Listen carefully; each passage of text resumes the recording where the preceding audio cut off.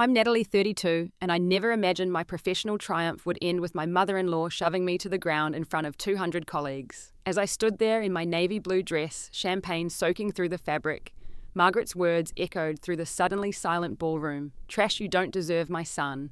5 years of snide comments and passive-aggressive behaviour had finally erupted into public humiliation, but what happened next would change everything. If you're watching this, I'd love to know where you're from. Drop a like and subscribe to join our community.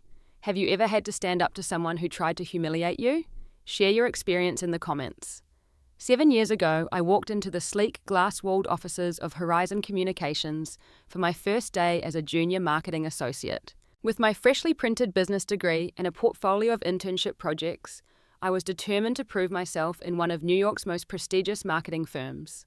What I couldn't have known then was how my career path would become intertwined with my personal life in ways both wonderful and devastating. 3 years after joining Horizon, I met Andrew during a client meeting. He represented Goldman Sachs, where he worked as a financial analyst and was consulting on a joint project. I still remember the moment he walked into the conference room, tall with broad shoulders, dark hair slightly tousled, and the most genuine smile I'd seen in corporate America.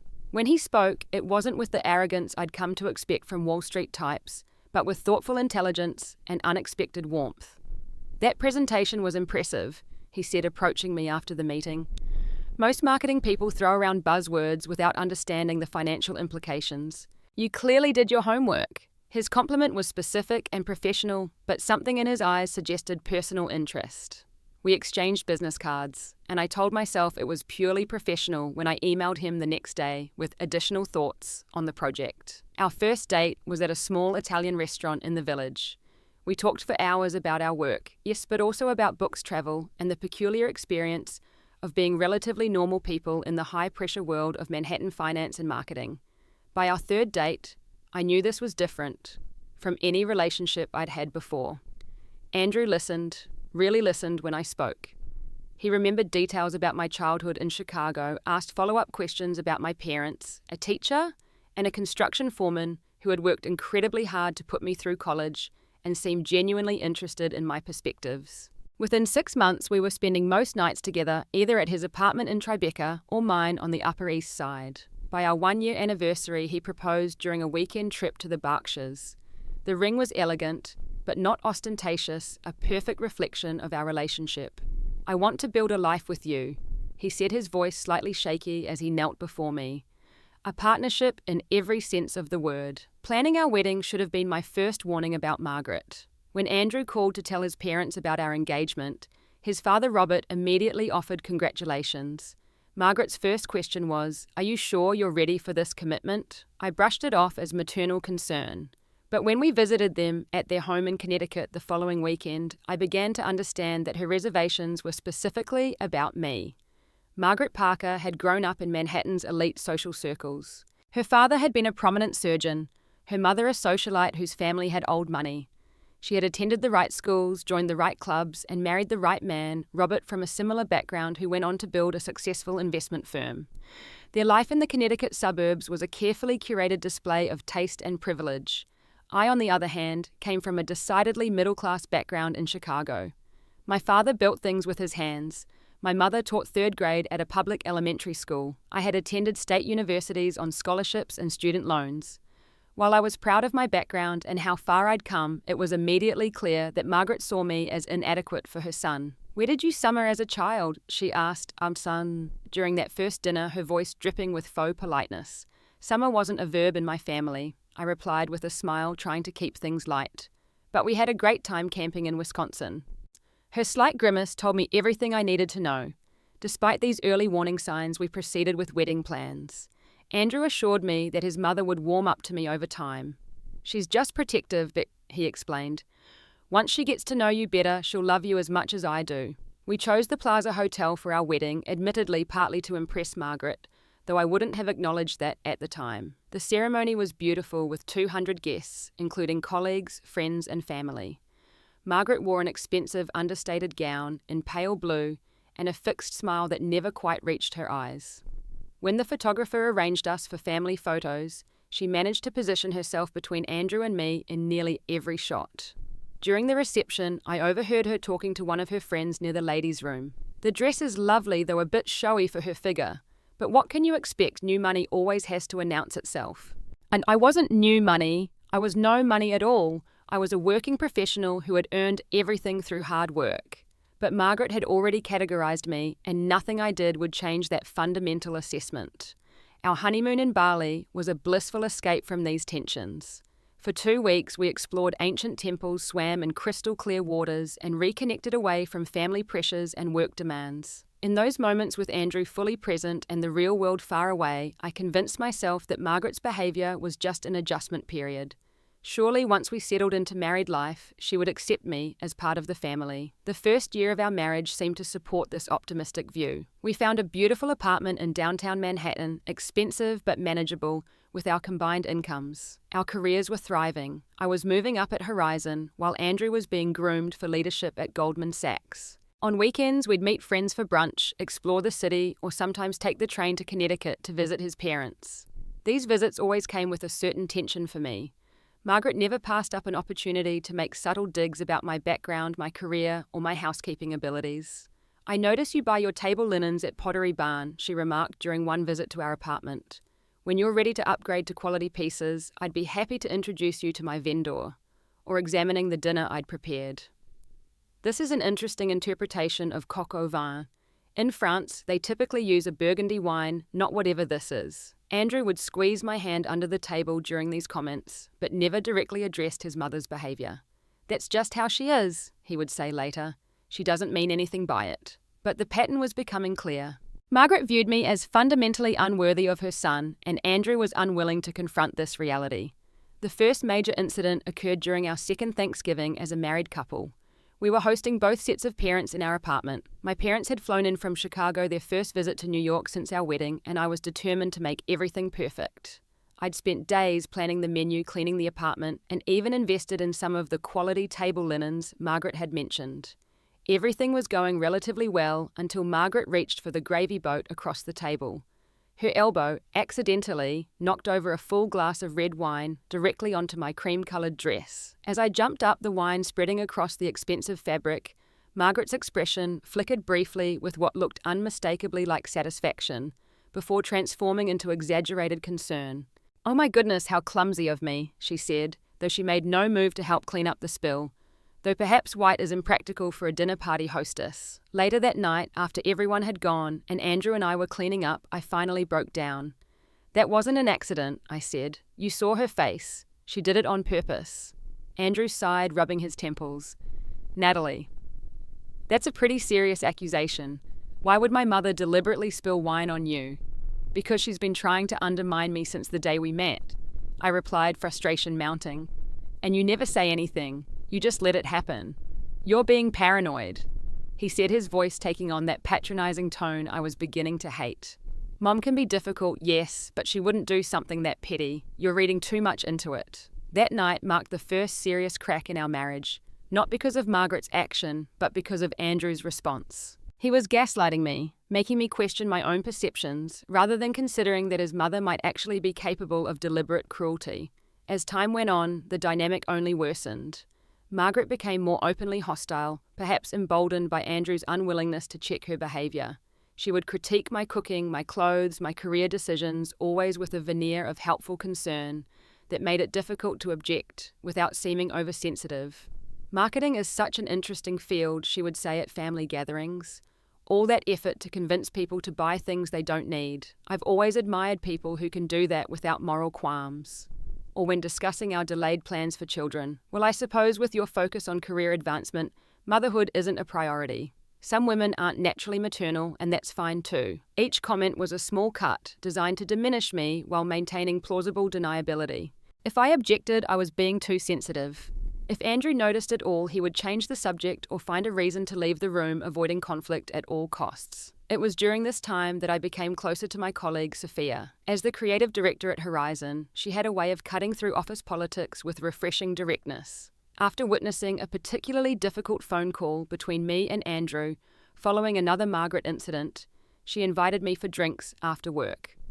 "Okay, Spill," she said once we were settled in a quiet corner of the bar. "What's going on with you and Prince Charming?" Something about her straightforward concern broke through my carefully maintained facade. For the first time, I shared the full extent of Margaret's behaviour and Andrew's complicity through inaction. It was such a relief to have someone validate my experiences instead of suggesting I was overreacting. That's textbook emotional abuse, Sophia said, her expression serious. And your husband is enabling it. You know that, right? I did know somewhere deep down, but hearing someone else say it made it impossible to ignore any longer. I don't know what to do, I admitted. I love Andrew, but I can't keep living like this. Have you considered therapy? She suggested. Not just for you, though. That might help too, but for both of you. This is a marriage problem, not just a mother-in-law problem. Taking Sophia's advice, I suggested couples therapy to Andrew later that week. His initial resistance was strong. We don't need some stranger telling us how to manage our marriage, he argued.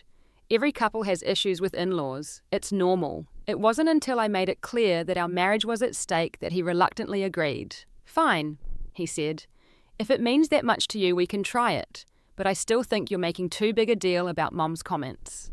The therapy sessions were revealing but difficult. Our therapist, Dr. Elena Rivera, quickly identified the pattern of triangulation in our relationship with Margaret as a disruptive third party and Andrew caught between his wife and mother. Andrew, she said during our third session, your primary loyalty needs to be to your marriage. That doesn't mean abandoning your relationship with your parents, but it does mean establishing appropriate boundaries. Andrew nodded during these sessions, sometimes even acknowledging the problem, but little changed in his actual behaviour.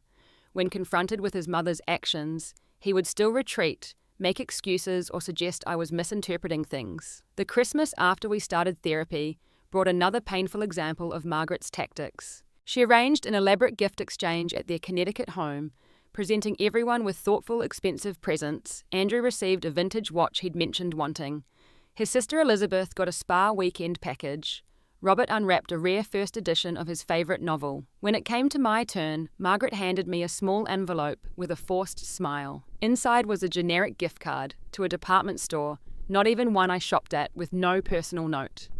I just wasn't sure what you might like, she explained, her voice saccharine. You're so unique in your tastes. Later that day, I overheard her talking to her friend Caroline in the kitchen, not bothering to lower her voice. Andrew married beneath him. That's the simple truth of it. I always hoped he would reconnect with Elizabeth Morgan. You remember her, the Johnston girl?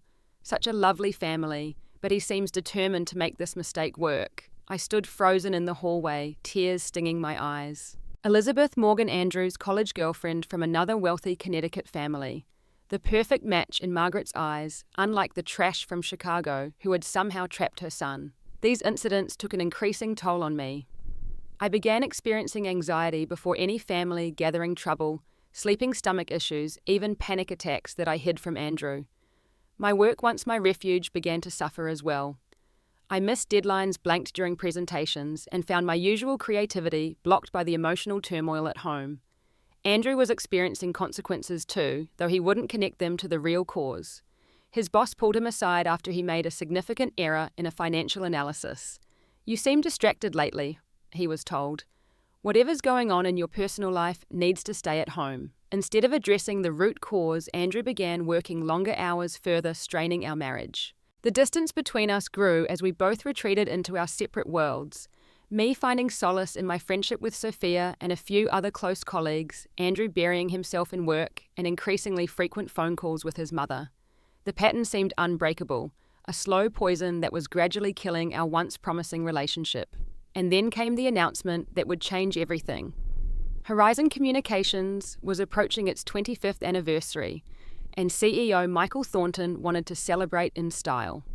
An email went out to all employees announcing a gala event at the Grand Ballroom of the Waldorf Astoria, a black tie affair with industry leaders, potential clients, and media representatives, all on the guest list. What made this announcement particularly significant for me was the second paragraph. Senior Marketing Director Natalie Reed will be heading up the planning committee for this milestone celebration, reporting directly to the executive team. Kaishiu. This was no small assignment. Successfully executing an event of this magnitude with the eyes of the entire industry upon us could significantly impact my career trajectory at Horizon. Despite the ongoing stress in my personal life, I felt a surge of excitement and determination. This was an opportunity to showcase my talents beyond my regular client work, to demonstrate my leadership abilities, my creativity, and my capacity to execute a complex project under pressure. The next few weeks were a whirlwind of activity. I assembled a small team of our most capable staff, delegating tasks while maintaining oversight of the entire operation. We secured the venue, negotiated with vendors, designed invitations, created the program, coordinated with speakers, and planned every detail down to the specific lighting cues that would highlight each phase of the evening. Through it all, I found myself rediscovering my passion for my work. For hours at a time, I could immerse myself in the project and forget the troubles at home. Andrew noticed the change in my demeanour and seemed genuinely supportive, asking about the planning process and offering suggestions when asked. "You seem more like yourself lately," he commented one evening as we shared a rare dinner together at home. "It's good to see you excited about something. This event could be really significant for my career," I explained. "Michael has hinted that there might be an executive position opening up later this year. If the gala goes well, I could be in consideration." "That's fantastic," Andrew said, reaching across the table to squeeze my hand. "You deserve it." For a moment, it felt like we were reconnecting, like the partnership we had once envisioned was still possible. But the moment was shattered by the shrill ring of Andrew's phone. Glancing at the screen, his expression immediately shifted. "It's Mom," he said, already standing up from the table. "I should take this." As he walked into the other room, I could hear the familiar pattern, Margaret's voice high and insistent, Andrew's placating responses, the gradual extension of what should have been a brief call into a 20-minute conversation. When he returned to the table, our food was cold and the moment of connection was lost. "Everything okay?" I asked, trying to keep the edge out of my voice. "Fine," he replied vaguely. "Mum and Dad are thinking of coming to the city next weekend. They want to have dinner. Andrew, next weekend is just 2 days before the gala. I'll be working around the clock on final preparations." He had the grace to look momentarily abashed. "Right, I forgot. I'll tell them it's not a good time." I should have known better than to think that would be the end of it. As the date of the gala approached, my excitement grew alongside my anxiety. 2 days before the event, I was at the office late, reviewing the seating arrangements one final time, when my phone buzzed with a text from Andrew. "Great news, Dad has business connections with Westfield Group. They're in town for the weekend and coming to the gala. Mum's excited to see what you've put together." I stared at the message in disbelief.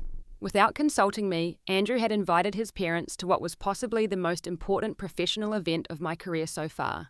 An event where I would need to be focused, confident, and at the top of my game, not managing the psychological warfare that inevitably accompanied any interaction with Margaret. When I called him, his defensive tone told me he already knew he'd made a mistake. "Dad legitimately has connections with Westfield," he insisted. "They're potential investors for the new development project he's working on. It makes perfect sense for them to attend." "That may be true," I replied, struggling to keep my voice steady, "but you should have discussed it with me first. You know how important this night is for my career. And you know how important Westfield is to Dad's business," he countered. "Why are your priorities always more important than my family's?" "This isn't about priorities," I argued. "It's about respect. You made this decision unilaterally, knowing that your mother's presence adds significant stress for me, especially at a professional event." "You're overreacting," he said, falling back on his standard response. "Mum will be on her best behaviour. It's a public event with important people. She understands the significance." But I wasn't convinced. In fact, I strongly suspected that Margaret had orchestrated this entire situation, discovering the date of the gala, pressing Robert about his business connections to Westfield, suggesting they come to New York that particular weekend. She had a talent for manufacturing scenarios that would put me at a disadvantage, and Andrew was either unwilling or unable to see the manipulation. The night before the gala, I barely slept. I rehearsed my welcome speech repeatedly, reviewed the timeline of events, and tried to prepare mentally for Margaret's presence. At dawn, I gave up on sleep entirely and went for a run in Central Park, hoping the physical exertion would clear my head. By the time I arrived at the office, I was operating on adrenaline and caffeine. Sophia took one look at me and pulled me into her office. "You look like you've been hit by a truck," she said bluntly. "What's going on?" I explained about Andrew's parents attending the gala, and Sophia's expression darkened. "That manipulative witch," she muttered, "and your husband is still carrying her water." "What am I going to do?" I asked, feeling uncharacteristically helpless. Sophia squared her shoulders and looked me directly in the eye. "You're going to be the professional powerhouse that you are. This is your night, Natalie. Don't let her steal your spotlight. You've worked too hard and come too far to let Margaret's games derail you now." Her confidence in me was exactly what I needed. "You're right," I said, straightening my posture. "I'm not going to let her affect my performance tonight." "That's my girl," Sophia grinned. "Now let's go make sure those centerpieces are exactly right." The rest of the day passed in a blur of last-minute preparations. Andrew texted to say he was meeting his parents for an early dinner before the gala and asked if I wanted to join them. I declined, citing the need to be at the venue early to oversee setup. It wasn't an excuse. It was genuinely necessary, but I also felt relieved to postpone the inevitable confrontation with Margaret. By 6 o'clock, I was at the Waldorf Astoria, dressed in the navy blue Valentino gown that Sophia and I had carefully selected weeks earlier. With its structured silhouette and subtle embellishments, it projected exactly the image I wanted for the evening: elegant, professional, and confident. My hair was swept up in a sophisticated updo, and my makeup was flawless. A bit more dramatic than my everyday look, but appropriate for the evening lighting and importance of the event. Michael Thornton arrived early as well, inspecting the venue with me before the guests began to arrive. "You've outdone yourself, Natalie," he said as we walked through the ballroom. "This is exactly the statement we wanted to make for our 25th. His approval bolstered my confidence. As the first guests began to arrive, I stationed myself near the entrance, greeting everyone with practiced poise. Industry leaders, media representatives, and Horizon clients all received the same warm welcome, each interaction reinforcing my role as a key representative of the company. An hour into the event, with the ballroom now filled with elegant figures in formal attire, I spotted Andrew entering with his parents. Margaret was impossible to miss in a bright red gown that seemed designed to draw attention. Robert looked distinguished in his tuxedo, while Andrew, handsome as always in his formal wear, scanned the room until he found me. Taking a deep breath, I made my way toward them, professional smile firmly in place. "Robert, Margaret, I'm so glad you could make it," I said, leaning in to exchange the expected air kisses. "Welcome to Horizon's 25th anniversary celebration." "Natalie," Robert said warmly, taking both my hands in his. "The place looks spectacular. You should be very proud." "Thank you," I replied, genuinely appreciating his support. Margaret's gaze swept critically over me before offering her own greeting. "That dress is certainly appropriate for your position," she said, managing to make it sound like a limitation rather than an achievement. "The venue is lovely, though I would have perhaps chosen different floral arrangements. These seem a bit corporate." "That was intentional," I responded evenly. "We wanted to reflect Horizon's brand identity throughout the design elements." Before Margaret could respond with another critique, I was saved by a colleague signaling that it was time for the formal program to begin. "If you'll excuse me, I need to check on a few details before the presentations start. Andrew can show you to your table. You're seated with some men, with some representatives from Westfield, who I believe Robert might want to meet." As I walked away, I could feel Margaret's eyes boring into my back, but I refused to let her affect my composure. The next hour unfolded according to plan: welcome speeches from Michael and other executives, a video presentation about Horizon's history and growth, and testimonials from long-standing clients. Then it was my turn to speak. Standing at the podium, looking out over the 200 assembled guests, I felt a moment of clarity and purpose. This was my element: communicating ideas, connecting with an audience, representing the company I had dedicated 7 years of my life to building. Margaret might question my worth in private, but here in this professional sphere, my value was evident to everyone in the room. My presentation on Horizon's vision for the future was met with enthusiastic applause. As I stepped down from the stage, Michael approached the microphone with an unexpected announcement. "Before we continue with the evening's program, I'd like to share some exciting news," he said, gesturing for me to join him at the podium. "It gives me great pleasure to announce that Natalie Reid is being promoted to Executive Marketing Director, effective immediately."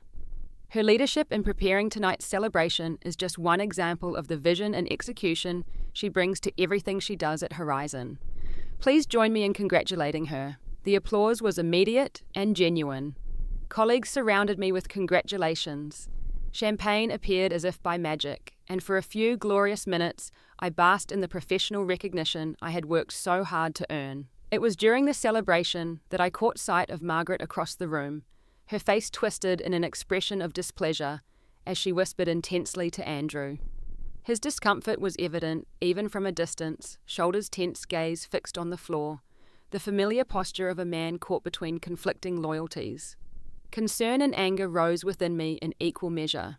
Even here in this moment of professional triumph, Margaret was working to undermine me. I excused myself from the group of well-wishers and began making my way toward them, determined to address whatever she was saying directly. As I approached, I could hear fragments of Margaret's whispered tirade. Just using you to climb the corporate ladder, nothing but ambitious trash. Is something wrong, Margaret? I asked, my voice calm despite the fury building inside me. She turned to face me fully, no longer bothering to disguise her contempt. Around us, conversations quieted as people sensed the tension unfolding. I was just explaining to my son what everyone here must surely know, she said, her voice carrying further than necessary. You don't deserve any of this. Not this job, not this recognition, and certainly not my son. The ballroom seemed to go still, the ambient noise fading as those nearby registered the hostility in her tone.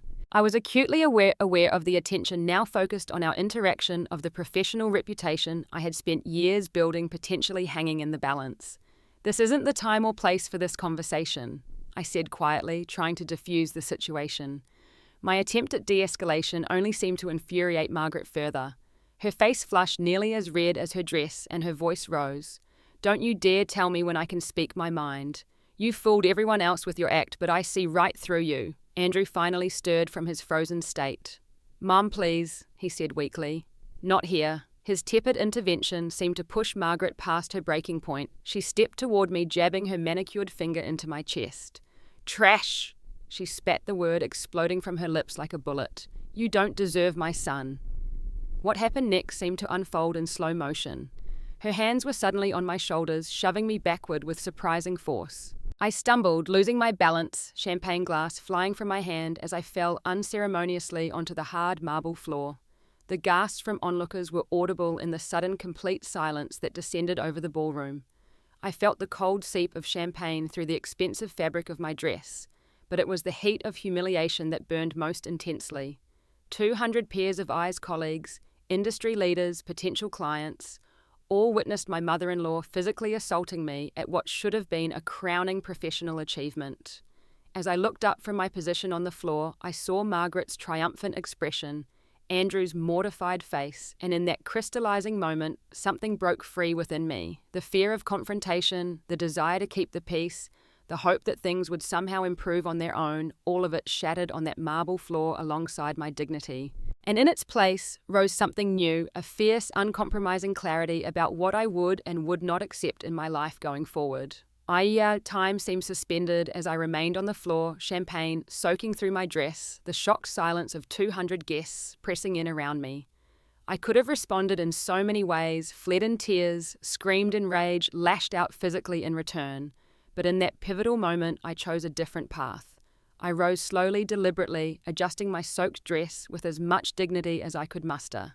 My gaze never left Margaret's face as I stood to my full height, shoulders back, chin lifted. I have tolerated your disrespect privately for 3 years, Margaret, I said, my voice steady and clear, carrying through the silent ballroom. I won't tolerate it publicly. Margaret's expression shifted from triumphant to shocked. Clearly she had expected me to dissolve into tears, to be humiliated into retreat. My composed response disrupted her script entirely. Turning slightly to address the stunned onlookers, I continued, I apologize for this disruption to our celebration. Sometimes family dynamics can be complicated. The understatement drew a few nervous laughs, breaking some of the tension in the room. Michael Thornton stepped forward, offering his pocket handkerchief and placing a supportive hand on my shoulder. Are you all right? He asked quietly. I will be, I replied with more confidence than I felt. Michael turned to face the crowd. Let's give Natalie a moment, shall we? Anna. The bar is open, and I believe the jazz quartet is ready to start their set. As conversations hesitantly resumed and people began to move away, Michael signaled discreetly to security. 2 men in dark suits approached our small group. Mrs. Parker, Michael said formally to Margaret, I believe it would be best if you left now. Margaret's face contorted with indignation. How dare you? Do you have any idea who my husband is? The connections we have in this industry? I'm well aware, Michael replied coolly. I'm also aware that you just physically assaulted my executive marketing director in front of 200 witnesses. You can leave with dignity now, or these gentlemen can escort you out.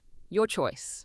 Margaret looked to Andrew, clearly expecting him to defend her, to side with her, as he always had before. But Andrew stood frozen, his face a mask of conflicted emotions, unable or unwilling to speak. It was Robert who finally took action, stepping forward and firmly taking Margaret's arm. "That's enough," he said, his voice tight with controlled anger. "We're leaving now." Margaret resisted for a moment before realizing she had lost this battle. As Robert led her toward the exit, she threw one last venomous look over her shoulder. "You'll regret this," she hissed. "He'll come to his senses eventually." As they disappeared through the doorway, I became aware of the murmurs around me, the sympathetic glances, the colleagues who approached with words of support. That was her mother-in-law. "Did you see how she pushed her? I can't believe she held it together like that." Sophia appeared at my side, a spare jacket in hand. "Here," she said quietly. "Put this on. It will cover the stain until you can change." I gratefully accepted the jacket, slipping it over my shoulders. "Thank you," I whispered, suddenly feeling the aftermath of adrenaline leaving my system, my hands beginning to shake slightly. "You were magnificent," Sophia said fiercely. "Absolutely magnificent." Gradually, the event resumed its intended course. The music played, drinks flowed, and professional conversations continued, though I was aware that I had become the subject of many of those conversations. Rather than hiding or leaving early, I chose to remain present, speaking with clients and colleagues, refusing to let Margaret's actions define the evening. It was nearly an hour before Andrew approached me, his face a study in shame and confusion. "I'm so sorry," he said, the words sounding hollow after his extended silence. "I don't know what got into her." I looked at my husband, this man I had loved, this man, who had repeatedly chosen his mother's comfort over my dignity, and felt a strange calm settle over me. "This isn't about your mother anymore, Andrew," I said. "This is about you and your choices." His brow furrowed. "What do you mean?" "I mean that I've spent 3 years waiting for you to stand up for me, to establish boundaries with your mother, to choose our marriage over her approval. And tonight, when she physically assaulted me in front of my colleagues and professional contacts, you stood there and did nothing." "I was in shock," he protested weakly. "It happened so fast." "It's been happening for 3 years," I countered, "just in smaller, more private ways that were easier for you to ignore." He had no response to that, and I didn't wait for one. Turning away from him, I rejoined a group of colleagues, leaving Andrew standing alone, as I had been so many times before. The remainder of the evening passed in a blur. Though I maintained my professional demeanor inside, I was processing a profound shift in my understanding of my marriage and what I was willing to accept going forward. By the time I called a cab to take me home, I had made decisions that would alter the course of my life. Andrew had texted that he was taking his parents back to their hotel. The message included no question about my well-being, no acknowledgement of the gravity of what had happened, just a statement of his whereabouts, as if escorting the woman who had assaulted me was the most natural choice in the world. Entering our apartment alone, I moved through the familiar rooms with new eyes. The space we had created together, once a symbol of our partnership, now felt like a monument to compromise, my accommodation, my gradual diminishment to keep the peace. I changed out of my ruined dress, carefully hanging it up, despite knowing it was probably beyond salvation. The symbolism wasn't lost on me. Like the dress, some damage couldn't be undone, no matter how carefully you tried to preserve the original structure. When Andrew finally arrived home, it was past midnight. He entered cautiously, as if uncertain of his welcome in his own home. I was sitting on the couch, a cup of tea gone cold beside me, still processing the events of the evening. "Natalie," he began, his tone conciliatory, "I'm so sorry about what happened tonight. Mom was completely out of line. Dad is furious with her." "And you?" I asked quietly. "Are you furious with her? Or are you already making excuses for why she did what she did?" He sighed heavily, running a hand through his hair. "Of course I'm upset. What she did was inexcusable. But she's still my mother, and she's dealing with her own issues." "Stop," I interrupted, holding up my hand. "Just stop. I don't want to hear any more justifications." Andrew looked taken aback by my directness. "I'm trying to apologize here." "No, you're trying to apologize for your mother while still preserving your relationship with her at my expense. And I'm done with that dynamic, Andrew. Completely done." The firmness in my voice seemed to finally penetrate his defenses. He sat down heavily in the armchair across from me, his expression shifting from defensive to concerned. "What are you saying?" he asked cautiously. "I'm saying that we have two options," I replied. "Either we get serious help for our marriage and you establish real enforceable boundaries with your mother, or I'm leaving." "Leaving? Ma," he repeated, as if the concept was entirely foreign. "You can't be serious." "Over one bad incident, I echoed in disbelief. "Your mother has been undermining me, insulting me, and treating me as less than since the day we met. She physically assaulted me in front of 200 professional contacts tonight. And through it all, you have consistently chosen her comfort over my dignity. This isn't one incident, Andrew. This is the breaking point after years of a toxic pattern." He stared at me, seemingly shocked by my clarity and resolve. In our 3 years of marriage, I had always been the one to back down, to accommodate, to smooth things over. This unwavering stance was new territory for both of us. "I love you," he said finally, his voice breaking slightly. "I don't want to lose you." "Then you need to make different choices." I responded not unkindly, but without compromise. "I need space to think, to process what happened tonight and what it means for us. I'm going to stay with Sophia for a week." "A week." The panic in his voice was evident now. "Natalie, please, we can work this out. You don't need to leave." "Yes, I do," I said firmly. "I need perspective that I can't get while living here with you. And you need time to really think about what kind of husband you want to be, one who stands up for his wife, or one who allows his mother to disrespect and assault her, because it's easier than confronting the problem." He had no effective response to that, and the reality of the situation seemed to finally sink in. "When will you go?" he asked, his voice hollow. "Tomorrow morning. Sophia already said I could use her spare room for as long as I need." Andrew nodded numbly, the gravity of the situation finally penetrating his defences. "And after the week, what then?" "That depends on you," I said honestly, "on whether you're willing to acknowledge the problem, on whether you're willing to set boundaries with your mother, on whether you want to build a healthy marriage with me." "Of course I want that," he insisted, but his words sounded rehearsed automatic. "Then show me," I challenged him. "Actions, not words. I've had enough words to last a lifetime." The conversation circled for another hour, with Andrew alternating between apologising, trying to minimise the situation, and pleading with me not to leave. But my resolve remained firm. By the time we went to bed, me in the guest room, unable to bear the intimacy of our shared bed that night, a new reality had taken shape between us. The balance of power had shifted, and we both knew it. The next morning, I packed a suitcase, while Andrew watched silently from the doorway, his expression a mixture of disbelief and fear. When Sophia texted that she was waiting downstairs, he finally spoke. "Please don't do this," he said, his voice barely above a whisper. "We can fix this." I looked at him, this man I had loved, still loved in many ways, and felt a complex mixture of sadness, resolve, and hope. "I hope we can," I said honestly, "but not until you're ready to face the real problem." As I wheeled my suitcase toward the door, he asked one last question. "Do you still love me?" I paused, considering the truth of my answer. "Yes," I said finally. "That's why this hurts so much. That's why it matters so much that you choose me, choose us, instead of the path of least resistance." The week at Sophia's apartment gave me space to breathe, to think clearly, without the constant need to manage Andrew's feelings or anticipate Margaret's next attack. I slept better than I had in months, despite the unfamiliar surroundings. There was a freedom in stepping away from the triangle that had defined my marriage for so long. Andrew texted daily tentative messages, checking in, asking how I was, telling me he missed me. I responded with polite but brief replies, maintaining the distance I needed to gain perspective. On the third day of my self-imposed exile, I received an unexpected call from Robert Parker. Seeing his name on my caller ID sent a jolt of anxiety through me, but I answered nonetheless. "Natalie," he said, his voice carrying a gravity I hadn't heard before. "I hope I'm not intruding." "Not at all," I replied cautiously. "How are you, Robert?" "I've been better," he admitted. "I wanted to call and apologise personally for Margaret's behaviour at the gala. It was inexcusable, and I want you to know that I do not condone it in any way." His direct acknowledgement of the wrong done to me was so different from Andrew's equivocation that I found myself momentarily speechless. "Thank you," I finally managed. "I appreciate that. I also want you to know," he continued, "that this isn't the first time Margaret has behaved this way. She has patterns that I've allowed to continue for too long. With Andrew's previous girlfriends, with our daughter-in-law Jessica, even with some of my business associates' wives. This revelation didn't surprise me, but hearing it confirmed was validating. Why are you telling me this, Robert? There was a long pause before he answered. Because I failed Andrew by not addressing these patterns years ago.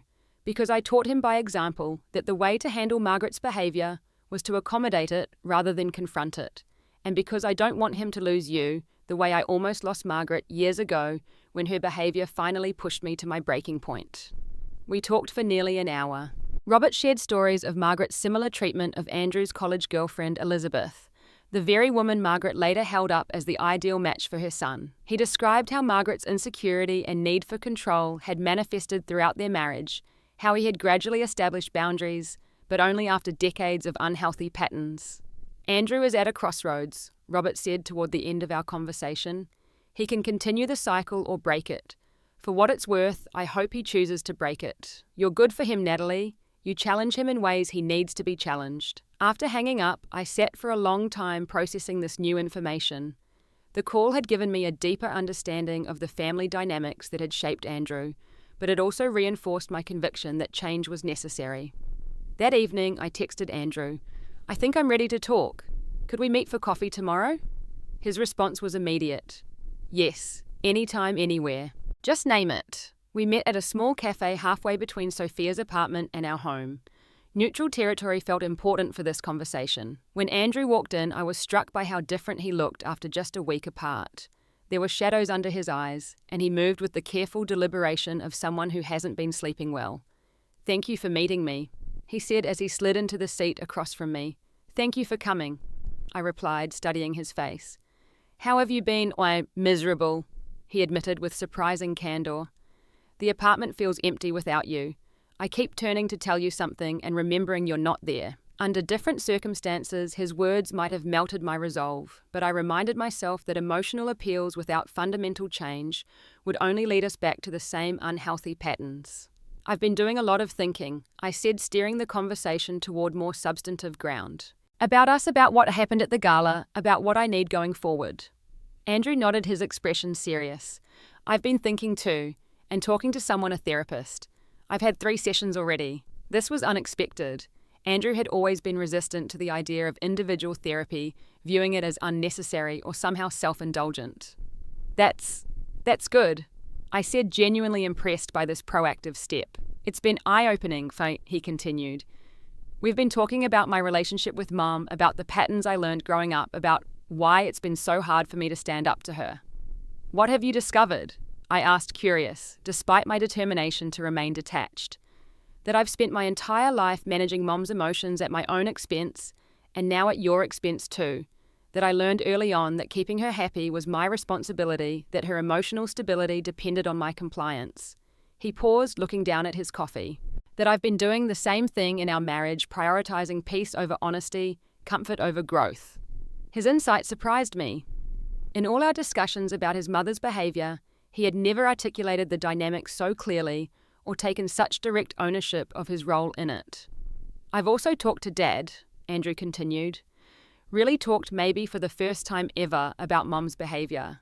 He told me about her treatment of my ex-girlfriends, about patterns I wasn't even aware of because I was too close to see them.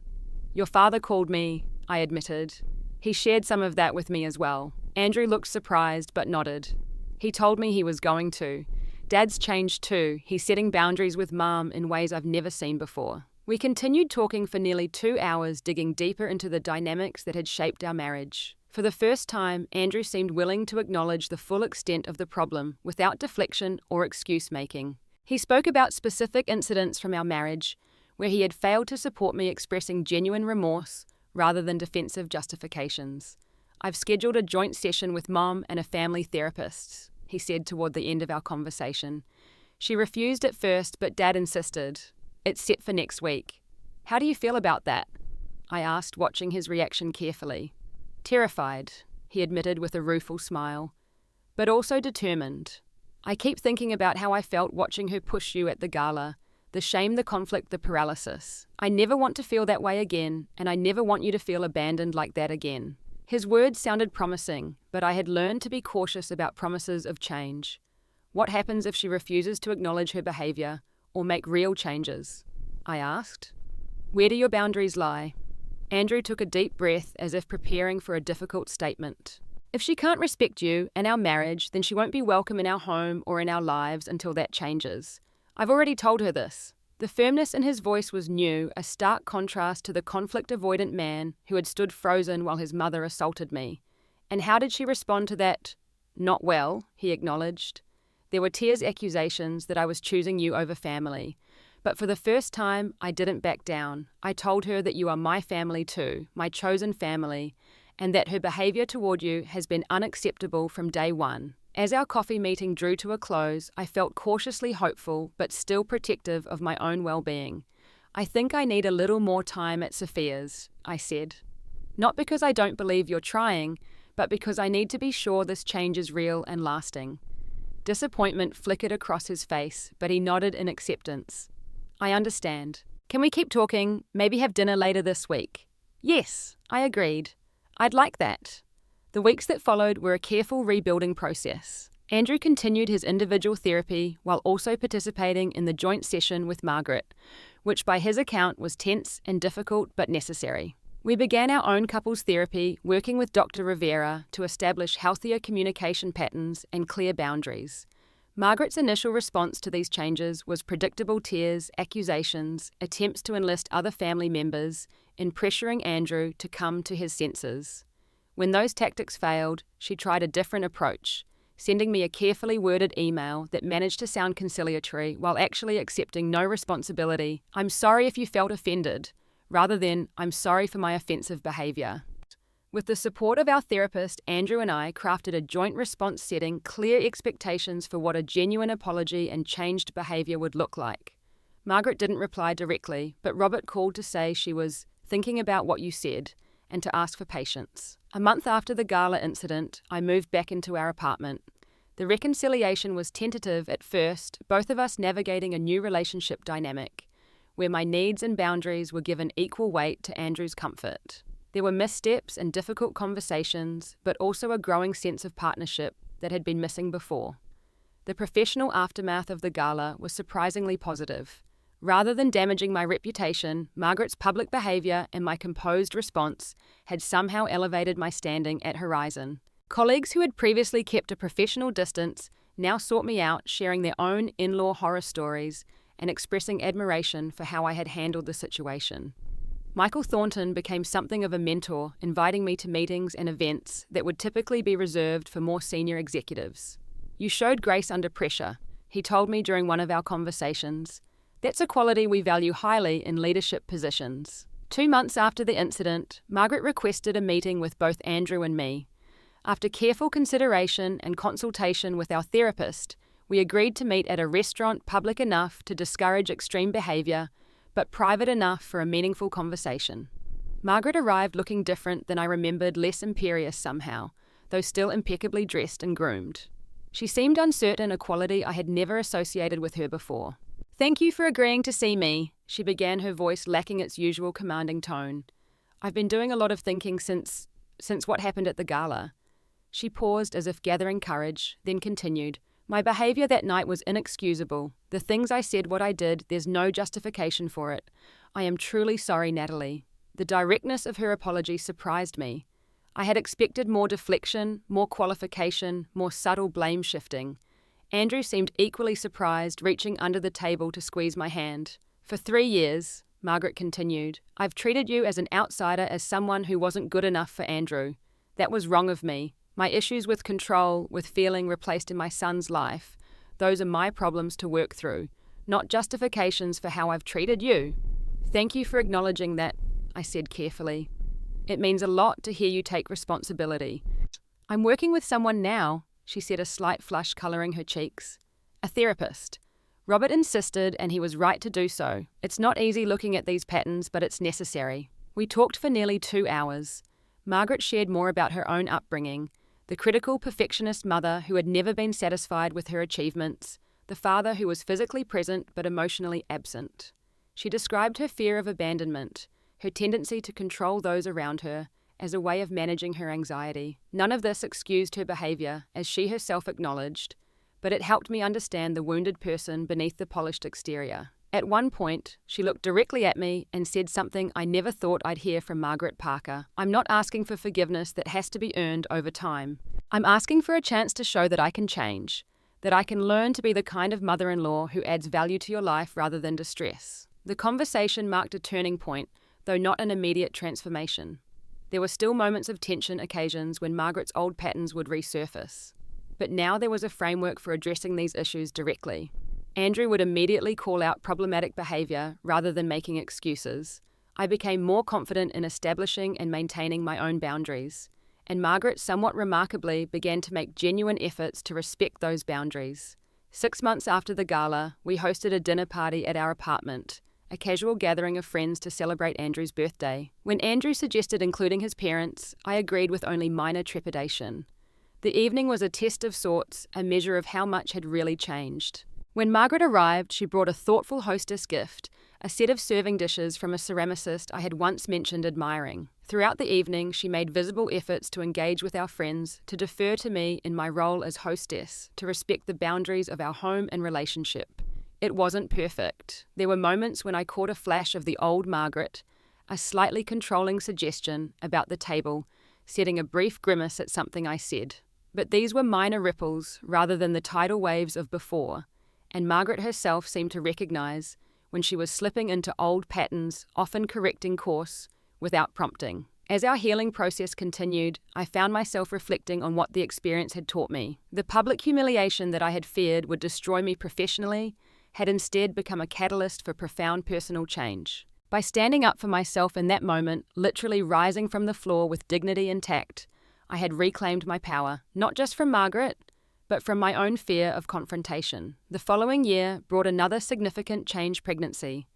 Learning that we were expecting a child added new complexity to our family dynamics, but also reinforced the importance of the boundaries we had established. When Margaret began to overstep during the early weeks of my pregnancy, offering unsolicited advice, making plans without consulting us, slipping occasionally into her old critical patterns, Andrew addressed it immediately and firmly. "Mom," he said during one particularly tense phone call, "we appreciate your excitement about the baby, but we need you to respect our decisions as parents. If that's difficult for you, we'll need to limit these conversations until you can." The Andrew of 3 years ago would never have spoken to his mother this way. The fact that he could now do so without guilt or fear represented perhaps the most profound change of all. 2 years have passed since that fateful night at the Waldorf Astoria. Our daughter Emma is now 6 months old, a cheerful baby with Andrew's blue eyes, and what Robert claims is my determination. Watching Andrew as a father, gentle, attentive, and appropriately protective, has deepened my love for him in ways I couldn't have imagined. Our relationship with Margaret and Robert has reached a new equilibrium. Not perfect, certainly, but healthier than I would have thought possible in the aftermath of the gala incident. Margaret dotes on Emma, though she has learned to ask before making suggestions about her care or development. When she occasionally slips into old patterns, a gentle reminder is usually sufficient to bring her back to awareness. My career at Horizon continues to flourish. 6 months ago, I was promoted to Vice President of Marketing, the position Michael had hinted might be available before the gala. The team I lead has expanded, and I find genuine fulfillment in mentoring younger staff members, particularly women navigating the complex politics of corporate advancement. The most significant changes, however, have been internal. I no longer measure my worth through others' approval or acceptance. The fear of rejection that kept me accommodating Margaret's behavior for so long has been replaced by a clear-eyed understanding of my own value. I've learnt that establishing boundaries isn't selfish or disruptive. It's essential for healthy relationships of any kind. Andrew, too, has transformed. The conflict-avoidant man who couldn't stand up to his mother has become someone who advocates not just for me, but for himself, who understands that true loyalty sometimes requires difficult conversations, who no longer confuses keeping the peace with maintaining healthy relationships. Even Margaret has changed, though, in less dramatic ways. She will always be somewhat controlling, somewhat perfectionistic, somewhat insecure about her place in her son's life. But she has learnt to recognize these tendencies and, more importantly, to take responsibility for managing them rather than expecting others to accommodate them. Perhaps the most surprising outcome has been my relationship with Robert. Through the process of addressing Margaret's behavior, he and I have developed a genuine connection based on mutual respect. He has become the father figure I lost when my own dad passed away during my college years, offering wisdom without judgment, support without conditions. Looking back at that moment when I stood up from the ballroom floor, champagne soaking my dress, and 200 pairs of eyes watching my response, I realize now that it was a pivotal crossroads in my life. I could have chosen the path of least resistance, fled in tears, minimized the incident, continued the cycle of accommodation that had defined my marriage. Instead, I chose to stand in my truth, to demand respect, to risk rejection in service of authentic connection. That choice to stand tall, literally and figuratively, changed everything. It forced Andrew to confront the reality of his mother's behavior and his own complicity. It compelled Margaret to face the consequences of her actions rather than deflecting responsibility. It showed me my own strength in ways I had never fully recognized. Public humiliation is most people's worst fear, that moment of exposure, of vulnerability, of judgment. Yet for me, it became a catalyst for the most meaningful growth of my life. By facing my worst fear and surviving it, I discovered a resilience I didn't know I possessed. Our journey hasn't been easy. There have been painful conversations, moments of doubt, occasional backsliding into old patterns. Forgiveness has been a process rather than an event, not forgetting the harm done, but choosing to move forward without being defined by it. As I rock Emma to sleep each night, I often reflect on what I hope to teach her through my example. That her worth is inherent, not determined by others' approval. That standing up for herself isn't selfish, but necessary. That healthy relationships require honesty, boundaries, and mutual respect. That sometimes the most painful moments can lead to the most profound growth. What relationship in your life needs boundaries? What's holding you back from establishing them? I'd love to hear your thoughts in the comments below. If my story resonated with you, please like and subscribe to join our community. Share this video with someone who might need to hear that standing tall in your truth, even when others try to knock you down, is how you reclaim your power. Thank you for listening to my journey from humiliation to healing. Remember, sometimes our greatest strength emerges precisely when we feel most vulnerable.